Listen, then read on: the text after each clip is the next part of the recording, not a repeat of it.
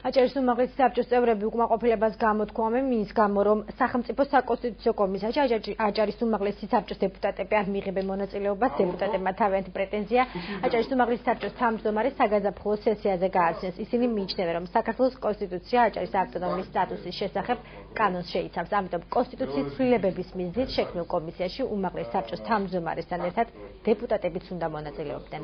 დეპუტატებს გადაწყვეტილი აქვს თავიანთი მოთხოვნა საქართველოს პარლამენტის სპეციალური დადგენილებით გააცნოს.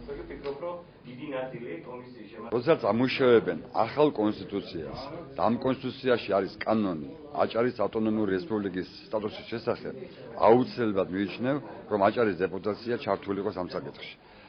ჩემი აზრით თუ გაინტერესებთ, ეს სტატუსის შესახებ კანონი არ უნდა არსებობდეს საერთოდ კონსტიტუციაში. მაგრამ თუ კი არსებობს, უნდა იყოს ისე, რომ მოყვანილი იყოს ერთიანობაში აჭარის კონსტიტუციასთან. ამიტომ ჩვენი იქ ყოფნა იქნება აუცილებელი მე ასე ვფიქრობ. თუ დეპუტატთა აჭარის უმაღლესი საბჭოს წევრთა ნაწილს ექნება სურვილი, რომ გათვალისწინებული იქნას ასეთი თხოვნა, ამისათვის ჩვენ უნდა მივმართოთ საქართველოს პარლამენტს ამ თხოვნით და საქართველოს პარლამენტი ალბათ გაითვალისწინებს ამ თოვნას.